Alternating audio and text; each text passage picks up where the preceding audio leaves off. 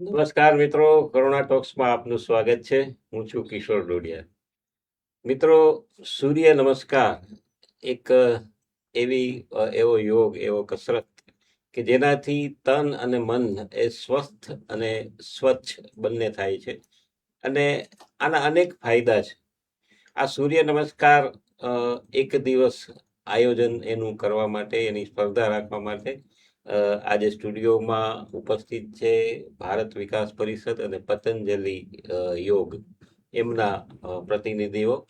તો સૌ પહેલા આપણે એમની સાથે વાત કરીએ. આ સ્પર્ધા શું છે અને ક્યારે યોજાવાની છે, કોણ કોણ એમાં ભાગ લઈ શકે. તો સૌથી પહેલા વિજયભાઈ કુંભરવાડિયા, જેઓ ભારત વિકાસ પરિષદ સાથે જોડાયેલા છે. વિજયભાઈ, આપ જ બધાનો પરિચય આપો ને પછી આપણે યોગની વાત કરીએ. જી સર, મારી સાથે અત્યારે ઉપસ્થિત છે અમારા ભારત વિકાસ પરિષદમાંથી રાજકોટ મહાનગરના સંયોજક શ્રી રમેશભાઈ દત્તા. હું પોતે ભારત વિકાસ પરિષદ આનંદનગર શાખા છે એમાં અધ્યક્ષ તરીકેની જવાબદારી નિભાવું છું. પતંજલિ યોગ સમિતિમાંથી નીતિનભાઈ કેસરિયા યોગ ગુરુ તરીકે, તેમજ નિશાબેન ઠુમર ઉપસ્થિત છે આપણી સાથે. અને અમારી સંસ્થા તથા પતંજલિ યોગ સમિતિ તારીખ 12 રોજ આનંદનગર કોમ્યુનિટી હોલ ખાતે એક યોગ માટેની સ્પર્ધા, જે સૂર્ય નમસ્કારની સ્પર્ધા છે, એનું આયોજન કરવા જઈ રહી છે. વધુ માહિતી માટે હું યોગ ગુરુને જ વિનંતી કરું કે તેઓ આપણને સ્પર્ધા વિશેની માહિતી આપશે. હાજી નીતિનભાઈ. નમસ્તે. પરમ પૂજ્ય સ્વામી રામદેવજી મહારાજ તથા આચાર્ય બાલકૃષ્ણજીના ચરણોમાં સૂક્ષ્મ ઉપસ્થિતિમાં કોટી કોટી વંદન. રાજકોટ પતંજલિ યોગ સમિતિના જિલ્લા અધ્યક્ષ તરીકે હું કામગીરી કરું છું. મારું નામ નીતિનભાઈ કેસરિયા છે. અને દર વર્ષની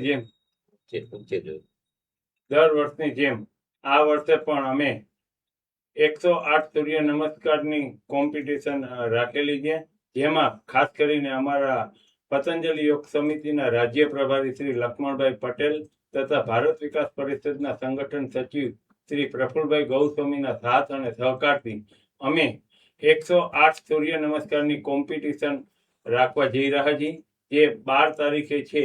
અને જેમાં 10 વર્ષના બાળકથી લઈને 70 વર્ષના યુવાનોએ રજીસ્ટ્રેશન કરાવેલું છે. આ યુવાનો શબ્દ એટલા માટે વાપરું છું કેમ કે આ સૂર્ય નમસ્કારની કોમ્પિટિશન અમે આપણે 12 તારીખે સ્વામી વિવેકાનંદની જન્મ જયંતિ હોવાથી અને સમગ્ર ભારત યુવા દિવસ તરીકે મનાવે છે. તો આ યોગ દ્વારા જે બધાને ઉર્જા મળી છે, જે 70 વર્ષના છે પણ છતાં યુવા જેવી જિંદગીઓ જીવે છે, અને એ લોકો આજે સૂર્ય નમસ્કારની કોમ્પિટિશનમાં હર્ષભેર ભાગ લઈ રહ્યા છે. તો આ યુવાનો જ એક આપણું ભારતનું એક સાચું ધન કહેવાય છે, અને એટલા માટે જ યુવા દિવસની ઉજવણી કરવામાં આવે છે. મારી સાથે નિશાબેન ઠુમર, જે મહિલા પતંજલિ યોગ સમિતિના રાજકોટ જિલ્લાના અધ્યક્ષ છે, હું તે આગળના પ્રોગ્રામની માહિતી આપશે. હા, નિશાબેન. નમસ્તે. ભારત સ્વાભિમાન ના ટ્રસ્ટ શ્રી લક્ષ્મણભાઈ પટેલ અને ભારત વિકાસ પરિષદના પ્રફુલભાઈ ગોસ્વામી અમને પૂરેપૂરા સહયોગથી આ કાર્યક્રમમાં આગળ વધારવા માટે સહયોગ કર્યો છે. તો અમે જહેમત ઉઠાવી છે કે ના, સૂર્ય નમસ્કાર દર વર્ષે તો કરીએ જ છીએ, પણ આ વર્ષે કઈક અલગ રીતે આપણે કરીએ કે લોકોને આમ ઉમંગ થાય કે યુવાધન અત્યારે એટલું જાગૃત થયું છે પોતાને હેલ્થ પ્રત્યે કે હેલ્થ સારી રહે, કઈ રીતે રહે. તો સૂર્ય નમસ્કાર કરવાથી શું થશે? તો કે સૂર્ય નમસ્કાર કરવાથી પોતાને હેલ્થ, વેલ્થ અને હેપીનેસ બધું મળે છે, ન ખબર પડતા. અને આ સમયની અંદર અત્યારે જે કઈ અર્થ ઉપાર્જન છે એની અંદર બેઠા બેઠા કામ કરવાનું હોય છે. તો એ સતત બેઠા બેઠા કામ કરવાથી સર્વાઇકલ, ની પેન, ગ્રીવ આ બધું પકડાઈ જતું હોય છે. તો સૂર્ય નમસ્કાર રોજ લોકો કરશે તો પોતાને આ ઇસ્યુ નહીં રહે. તો અમે કેટેગરી વાઇઝ આ કામ કરવા જઈ રહ્યા છીએ કે 10 થી 20 વર્ષના યુવા, અને 20 થી 35 વર્ષ, 35 વર્ષથી 50 વર્ષ, અને 50 થી કન્ટિન્યુ 70, 80 ને એવું કોઈ પણ આવી શકે. કારણ કે અત્યારે યોગ પ્રત્યે એટલા અવેર બન્યા છે ને લોકો કે 70 વર્ષે પણ યુવાન દેખાય છે. 100%. અને 20 વર્ષનો યુવાન 70 વર્ષ જેવો લાગતો હોય છે. એટલે અમે હર હંમેશ એવું વિચારીએ છીએ કે હરેક લોકો પોતાની હેલ્થ પ્રત્યે જાગૃત બને. થાય. બરોબર. તો અમે 12 જાન્યુઆરીએ આ મોટો કાર્યક્રમ કરવા જઈ રહ્યા છીએ. તો આ બધાના સાથ સહકારથી અમે આ કાર્યક્રમને આગળ વધારશું. હમ. આભાર. હમ. Thank you. નિશાબેન, નીતિનભાઈ, વિજયભાઈ અને ભાઈશ્રી, આપ સમગ્ર ભારત વિકાસ પરિષદ અને પતંજલિ યોગ સમિતિ એના વતી આપ ઉપસ્થિત છો. આપની સાથે બીજા કોણ કોણ લોકો જોડાયેલા છે?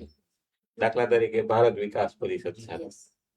અમારે ભારત વિકાસ પરિષદની અંદર પશ્ચિમ ક્ષેત્રના સંગઠન સચિવ છે પ્રફુલભાઈ ગોસ્વામી, એ અત્યારે અમારા માર્ગદર્શક છે. બરાબર. સાથે પ્રાંતની ટીમમાં જેતસુરભાઈ ગુજરિયા છે, કરશનભાઈ મહેતા છે, ચિરાગભાઈ પટેલ, ચિરાગભાઈ ગોસ્વામી છે. તો આ બધા અમારી સાથે ટીમમાં સતત ચેનલ ઉઠાવે. તેમજ સમગ્ર અમારી કારોબારી સમિતિ છે એ પણ સતત કામ કરતી હોય છે. પતંજલિ યોગ સમિતિમાંથી પતંજલિ યોગ સમિતિ તો આજે વર્ષોથી કામ કરે જ છે અને મોટા ક્ષેત્રમાં છે. આજે ભારતમાં નહીં પણ ઓલ ઓવર વર્લ્ડમાં પતંજલિ યોગ સમિતિ સારું એવું કાર્ય કરે છે યોગ તરફ. તો એના એક નાના એવા કાર્યક્રમમાં કહીએ તો આપણે રાજકોટમાં અમે જે સૂર્ય નમસ્કારનો પ્રોગ્રામ કરવા જઈ રહ્યા છીએ, જેમાં લોકોને વધુ ને વધુ લોકો આવે એના માટે અમે થોડી એમને ગિફ્ટ પણ પસંદ કરી છે. જેમ કે દરેક પાર્ટિસિપેટને અમે વ્હાઇટ ટી શર્ટ પતંજલિનું દેવાના છીએ. ત્યારબાદ સર્ટિફિકેટ પણ એક ઇસ્યુ કરવાના છીએ અને વિજેતાઓને ક્રમ વાઇઝ 4 ગ્રુપ, એટલે 4 ગ્રુપમાં 6 વિજેતા થાય છે, એટલે 24 વિજેતાઓને પણ અમે શિલ્ડ આપવાના છીએ. એ સિવાય ત્યાં હેલ્થી નાસ્તાનું પણ અમે આયોજન કરેલું છે, જે આ બધું ભારત વિકાસ પરિષદ અને પતંજલિ યોગ સમિતિના સાથ અને સહકારથી થઈ રહ્યું છે. તો અમે લોકો હજી વધુ ને વધુ લોકો આવા પ્રોગ્રામમાં ભાગ લે એના માટે અમે લોકોને જાગૃત કરવા માટે અમે આવા ને આવા પ્રોગ્રામો અવારનવાર કરતા જ રહીએ છીએ. અને આવતા દિવસોમાં પણ અમે અત્યારે 30 તારીખે લિંક મૂકી, તો આજે 2જી તારીખે 300 પ્લસ થઈ ગયા છે. વાહ.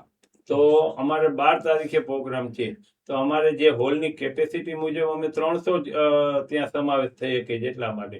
પણ આવતા વર્ષે અમે એવું વિચારીએ છીએ કે મોટું ગ્રાઉન્ડ રાખીને 3000 લોકોની કોમ્પિટિશન કરીએ વાહ. તો પણ આમાં ઓછું પડે એવું છે. આજે રાજકોટમાં યોગ તરફ બહુ સારી એવી જાગૃતતા આવી છે.